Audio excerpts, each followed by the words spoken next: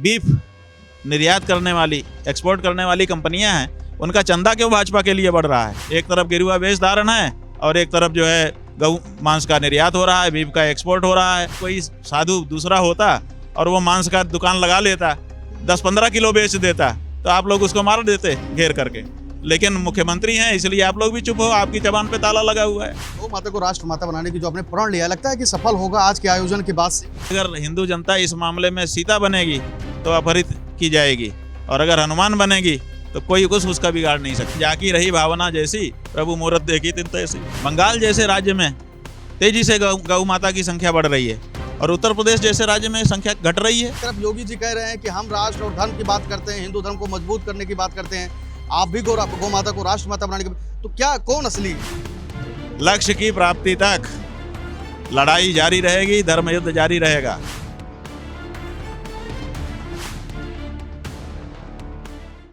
गौ माता को राष्ट्र माता बनाने के लिए स्वामी अभिमुक्तेश्वरानंद काशी से लखनऊ पहुंच चुके हैं। हम उनसे बातचीत करेंगे और जानने की कोशिश करेंगे कि ये जो यात्रा है इसका उद्देश्य और मकसद। स्वामी जी, आप काशी से चलकर यहाँ लखनऊ पहुंच चुके हैं, क्या कुछ उद्देश्य है इस यात्रा? गौ माता की रक्षा एकमात्र उद्देश्य, दूसरा कोई उद्देश्य नहीं।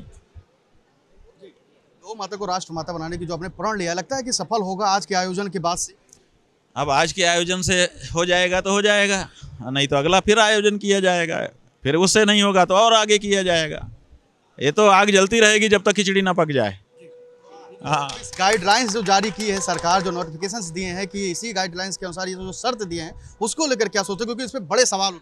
ऐसा है कि हमारे यहाँ नियम है, असंभव आज्ञा का पालन नहीं होता, संभव आज्ञा का पालन किया जाना चाहिए। तो उन्होंने जो व्यावहारिक शर्त हमको लगाई होगी उसका तो हम पालन करेंगे, जो अब व्यावहारिक शर्त है उसका पालन नहीं करेंगे। अभी से बता देते हैं, अभी भी कुछ घंटे बाकी हैं, चाहो तो अभी हमारी मान्यता निरस्त कर दो कार्यक्रम की। कोविड को लेकर क्या कुछ बयान कह दिए कि सबको मास्क लगाना है? वही कह रहे हैं, अब जब कोविड है ही नहीं, जब तुम्हारे स्टेशन में कोविड का पालन नहीं हो रहा है, जब एयरपोर्ट में पालन नहीं हो रहा है, जब तुम्हारे सचिवालय में नहीं हो रहा है, जब कोर्ट में नहीं हो रहा है, जब सड़क पे नहीं हो रहा है, जब तुम्हारी पुलिस नहीं कर रही है, जब आप पत्रकार लोग नहीं कर रहे हैं, तो केवल गौ भक्त ही करें।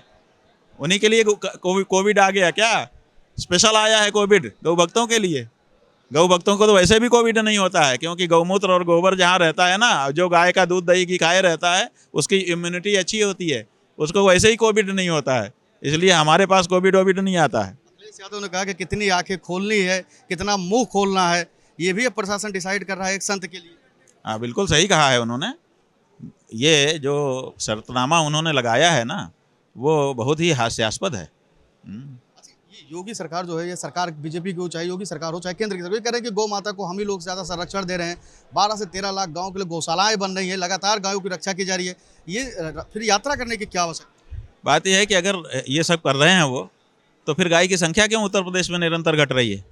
बंगाल जैसे राज्य में तेजी से गौ माता की संख्या बढ़ रही है और उत्तर प्रदेश जैसे राज्य में संख्या घट रही है, ये क्यों घट रही? अच्छा, यहाँ से मांस का, गौ मांस का, बीफ का निर्यात क्यों बढ़ रहा है?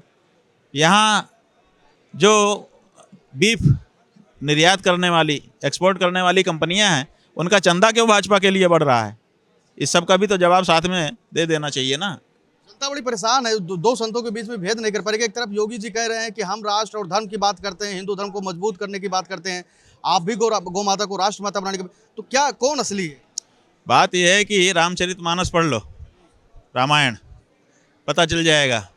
सीता माता के सामने वेश धारण करके रावण निशाचर आया तो उन्होंने वेश देख करके उसको साधु मान लिया, खतरे में पड़ गई। और हनुमान जी के सामने जब कालनेमी नाम का निशाचर सन्यासी वेश धारण करके आया तो उन्होंने केवल वेश धारण से नहीं समझा कि ये संत है, उन्होंने थोड़ा उसका चरित्र भी देख लिया।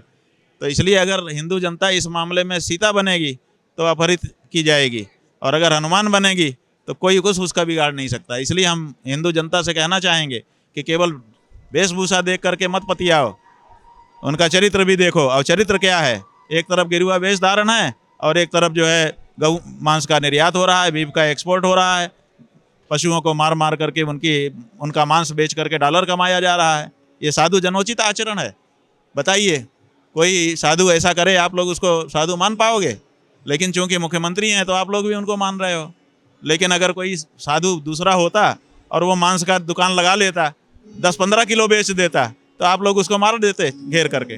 लेकिन मुख्यमंत्री हैं इसलिए आप लोग भी चुप हो, आपकी जबान पे ताला लगा हुआ है। मुख्यमंत्री कालनेमी कहते हैं, उप मुख्यमंत्री केशव प्रसाद भगवान कहते हैं, भगवान तुल्ला आपको बताते हैं। क्या लगता है कि मतभेद है इस मामले में दोनों? नहीं, मतभेद नहीं है, हैं दोनों एक ही पार्टी के, लेकिन जाकी रही भावना जैसी, प्रभु मुहूर्त देखी तिन तैसी। लास्ट सवाल है स्वामी जी आपसे कि सोशल मीडिया पे इस वक्त एक तस्वीर वायरल हो रही है इस पंडाल की और लोग कह रहे हैं कि कुर्सियां खाली रह गई। क्या लगता है कि भीड़ से आप स्वामी? बात यह है कि कुर्सियां खाली रह गई, अभी कार्यक्रम शुरू हुआ ही नहीं, हाँ, अब कुर्सियां खाली रह गई, बताइए। ये इससे पता चलता है कि कुछ लोग इसके लिए पहले से उतारू हैं कि कैसे कार्यक्रम को हम फेल साबित करें। कर दो साबित, आगे भी लड़ाई जारी रहेगी। लक्ष्य की प्राप्ति तक लड़ाई जारी रहेगी, धर्म युद्ध जारी रहेगा। स्वामी अभिमुक्तेश्वरानंद जी थे जिनसे हमने बातचीत की और जानने की कोशिश की, जो गौ माता को राष्ट्र माता बनाने की जो बात वो लेकर वहाँ से प्रण करके चले हैं काशी से, और उस पर वो कितना आगे तक की ये लड़ाई लड़ेंगे, क्योंकि लगातार देखा जा रहा है कि वो यहाँ पे मौजूद हैं और वहाँ पे आने के बाद में उसके बाद में यहाँ पे उन्होंने जिस तरीके से कहा कि ये लड़ाई आगे भी जारी रहेगी। कैमरा सहयोगी जितेंद्र के साथ संजय पांडे, फिल्मी टेक्स, लखनऊ।